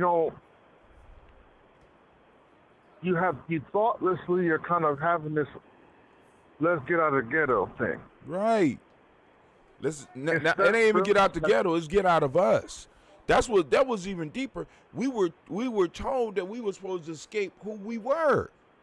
And we bought into the shit. We bought it we bought into it, John, as a group. We weren't trying to move out the ghetto, we was trying to move out of us. We just didn't recognize it. Go ahead. If you're not told your history, your intelligence, your value, this is what happens. You don't not have those questions. You just answer them in your own way. Ooh. They don't. Ooh. Like, I still go back and forth when I think about the thing that this sister said to me when she told me that it's a white man's world and we're just living in it. Like, to me, that is how a lot of black people end up feeling. They're thinking, man, look at white people done built all this stuff for thousands of years. Look at what they did in Rome. Look at what they did in Greece. Look at all the scientists. Look at all the mathematicians. Look at all the writers. Look at all this other type of stuff. And we are just out here in the ghetto with our dirty neighborhoods. Like, I'm talking to black kids that they don't even realize that there was a time when the ghetto wasn't dirty. That the ghetto wasn't, in fact, actually the ghetto. Hold on. We used to have this shit. I'll keep on going. I mean, finish your statement. I just want to read some of the stuff that Brother Kwame is pointing out. He asked something, was Dorian one of them? I don't know if I think he might be mentioning Dorian, Brother Dorian, to something back a while ago. Brother Kwame said, recall my telling you how I want our children to organize their thoughts and presentations. Then we bring up how the Greeks and Romans worshiped the perfect man of Ethiopia, Homer's Iliad and Odyssey. I mean, but and all that could be brought up, but because what I think, because we all are in agreement, but the issue is that John is possibly stating, and I don't want to let me know if I'm misquoting you or twisting what you're saying. We could tell him that, but it's not enough for us to tell him that once. We have to enforce that with a over and over and over again presentation. To where it gets so deep down into them that go ahead. We have to indoctrinate our kids. You got to who? Indoctrinate our kids, yeah. That's what Rites of Passage did, yeah. I mean, not only did Rites of Passage do it, but the culture, the culture is the software for life. Your body is the hardware. The culture is the software to show you how to run in the world. And the software we got is corrupted. It's corrupted with other people's shit. I'll give you a perfect example. I had a friend that I went to school with. There you go, trying to out-example me. But go ahead. I'm just fucking with you. Go ahead. But my boy, his name was Michael Jackson, right? No, it wasn't. He used to catch hell, didn't he? He used to catch hell, didn't he? Go ahead. So people had a little jokes for him, but he was pretty cool though. But Michael Jackson, he actually got 1,500 something on the SAT. And I remember this because he never went to college, and I was like, dude, because he was getting recruited. Because when they saw he got that high on the SAT, colleges was like recruiting him. Right. Major colleges, because they were like, damn, black boy ghetto, over 1,500 SATs, so like diamond in the rough, we'll get him here, he'll excel. He didn't want to leave because he's like, they don't want me there. Like he never wanted to leave home. He never felt comfortable leaving the block. Okay, here goes my whole thing with that. Like, because he felt comfortable at home. Because he doesn't realize that, like, because he looks at Harvard as some place where, how does he belong at Harvard? But Michael Jackson, if he's like indoctrinated the way we're talking about, where he realizes where you going? There's no history. No, you're not. I'm sorry. Go ahead, man. It's real life here at Gianni Journey. Go ahead. But what if Michael Jackson would have realized that all the incredible things that black people have done in this country, and then known that powerful history that we had in the past, you know what I'm saying? It's like, I feel like that Michael Jackson would have gotten the 1,500 on his SAT and then be like, dude, I'll go to any school I want because I'm a man of the world. It's like, I was making mathematics before people were still living in freaking caves or shit. So I do whatever the fuck I want to do. Like, I just think that that's a part of how it works. I think that if you want to give these young, because I look at Michael Jackson, I'm thinking, how did Michael Jackson never go to a major college? And it's like, he never even went to school. Like, in fact, what he does right now for a living is fix computers. You know what I'm saying? Right. So he's got that intelligence to go and fix your computer. But he never left our hometown. Now you remember, we could bring a little bit closer home, because you remember. I mean, I don't know if you remember Jamar. Come on, man, stop playing. I mean, you know why he ended up back in the neighborhood. Why are you in the back of the neighborhood? Because he missed the neighborhood. He was at Central State. He decided to come back. He missed the hood. I missed the hood. I said, nigga, the hood don't miss you. It'll be here, I promise. It'll be here. Get your ass up out of here. No, I miss you. I'm like, nigga, what? And that's, I guess, the thing. It's like, I think that, because one thing that I developed within myself is my comfort zone isn't in a place. My comfort zone is internal. You can't take me out of my comfort zone. Like, you put me in a room of 100 white people, and you haven't taken my comfort zone away from me. Like, in fact, I'm probably not going to notice unless somebody, like, makes some type of big deal about it. You know what I mean? Brother Kwame, go ahead. Go ahead. Brother Kwame said, being around Whitey is next to being righty. But I mean, that's where it's like, because it's like, you remember Idiot Boy Cafe? Who? On campus. You remember Idiot Boy Cafe on campus? No. North Campus? No. It was a coffee shop, and I remember a lot of people from Black Studies were like, man, how you go up in here? Because it's like, it was, not a lot of black people go to coffee shop. And so it was like, how you go up in here? Huh? Then, now, everybody, black folks looking for free Wi-Fi. But go ahead. So, and I hear you on that. But I remember being up in there, and, like, people are, like, looking at each other. And they're like, man, there's all white folks in here. How do you feel comfortable in here? And I'm looking at them, I'm thinking to myself, man, you actually notice these white people. I don't even really notice. They're, like, in the background of my mind. Like, I'm here to do what I got to do. Like, I know, like, there's no place, and I say this because my centeredness as a black man means that I take that with me wherever I go. I mean, I guess that's a part of why I consider my power and ability to be the tortoise, because I bring my home with me in a certain sense. You know what I'm saying? Right. Because I don't have this thought of like that there's a place that, like, if I feel like I want to go whitewater rafting, I don't. And somebody says, "Yo, black people don't go whitewater rafting." I don't care who tells me that. I'll be looking at them like they're insane. I'll be like, if I feel like I want to go whitewater rafting, then black people whitewater raft because I'm black and I do what the hell I want to do. Like, I think that, like, when I look at my boy Michael Jackson, the reason I bring him up, it's like, I think he created mental boundaries for himself. Like, in his mind, he had boundaries, but they were just mental boundaries that he created there. And he had mental boundaries because he didn't know the power of who he was. He didn't know. I watch him tomorrow. I'm sorry, go ahead. Real life at Gianni Journey. Go ahead. But I think that that's a part of how I think we get lost, that we think that there's some type of boundary. It's like I remember getting to the argument with these young brothers in Oakland about boating, and they're saying, "No, the boating is some white boy shit, man." Blah blah blah. And I'm like, "Are you kidding me, man?" And they're like, "Dude, you don't know what you're talking about."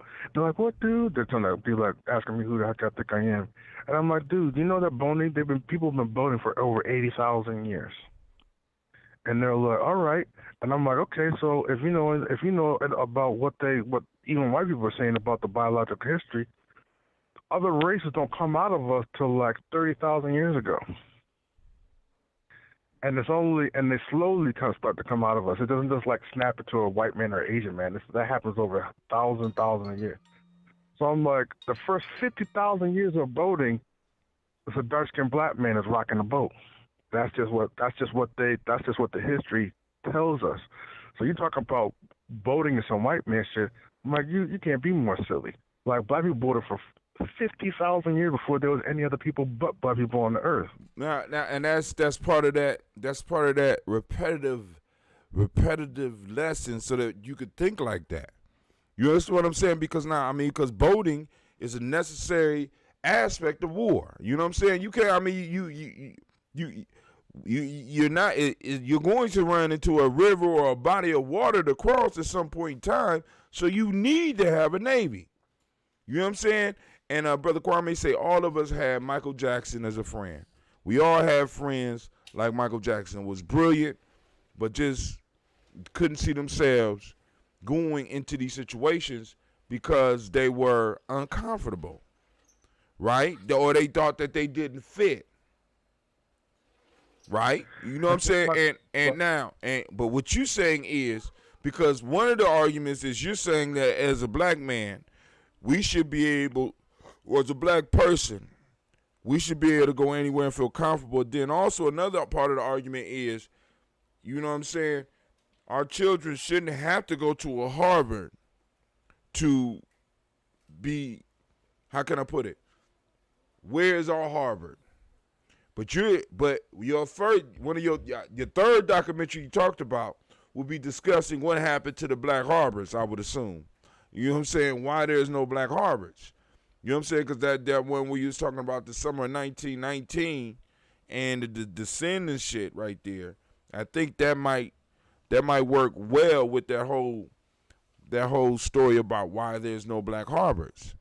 You know what I'm saying? Because, you know, Michael Jackson shouldn't have to go to Harvard and be surrounded by them. He should be able to go to one of our universities and be surrounded by us. And I think that's the thing. It's like, you can't have it. I don't see it as like one documentary is one hit or quitter. Like, I have a tendency to think about this in terms of punches. Like, I don't think you can hit them one time. I think you want to knock somebody out, you got to just keep on hitting them. Right? You got to keep on just squaring on that jaw. Pow, pow, pow. To the point where they start getting punched up, they can't even hold their hands up anymore. Just boop, and then you knock them out. Like, oh yeah, you can handle. Like, I think somebody could see ancient African architecture, but like, okay, that's cool. You know what I'm saying? I think they could see ancient African architecture and then see December of 1919, and be like, okay, yeah, no, that's powerful. I get you. And then I think you could add in like women of civil rights movement and be okay. Now, when you add. Brother Kwame said perhaps intuitively he or they know that they would co-opt him or crush him. Because you know that's what they do. I mean, that's the goal. If you go to one of those universities, we already know that's the goal. You know what I'm saying?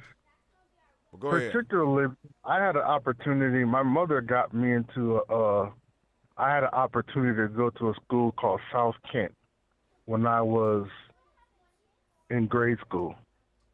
And intuitively, I knew that I didn't want to go because it was like my mother told me, well, there's some black kids here. And I was like, oh, who are they? And it was like Ben Vereen's kids were going there. That was like some of the black kids that were going there.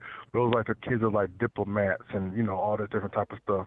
And my sense was it was like one of those schools where you wear a suit every single day. Right. And it just, my sense, I felt like I would lose something of myself there. But this is a part of the fact that part of the reason why I would feel that is because in my own family, there was not a strong indoctrination.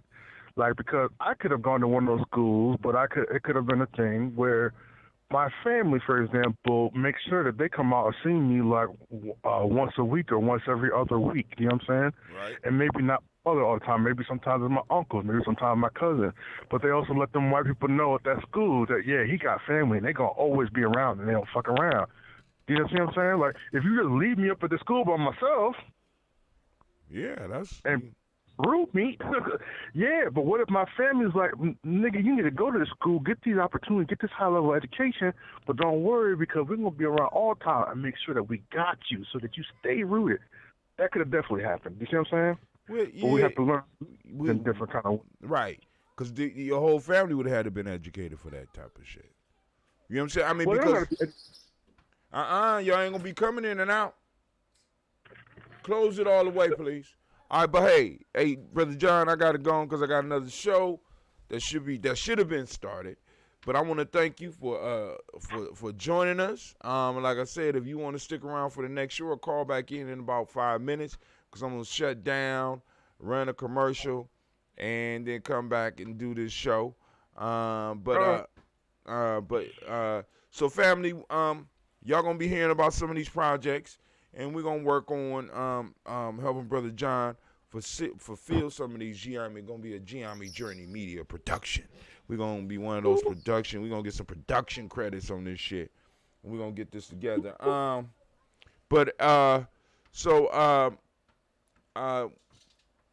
What can they expect from you in the next few months, John? Well, I'm going to finish that draft on my book, number one. Okay. And then, I know what they can expect.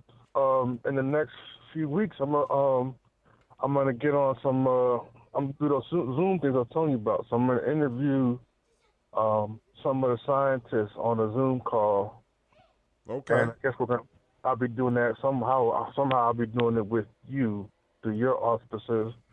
But you can do it. You use Google Meet. If you use Google Meet, either way, Zoom or whatever. But I would, I got a Google Meet that you can use, so don't worry about it. Okay. But I'm gonna interview at least 4 scientists that are actually people who got their hands on the dirt in these different places that we're talking about. So not just me, like with what I know, but people that like that's what they live and breathe and can really start to just give us a profound discussion and a profound breakdown of like all the incredible things about these people and their development and their knowledge and what they understood. All right. That's coming super soon. All right. So, all right, cool. So we're going to work on that. All right, family, I want to thank y'all.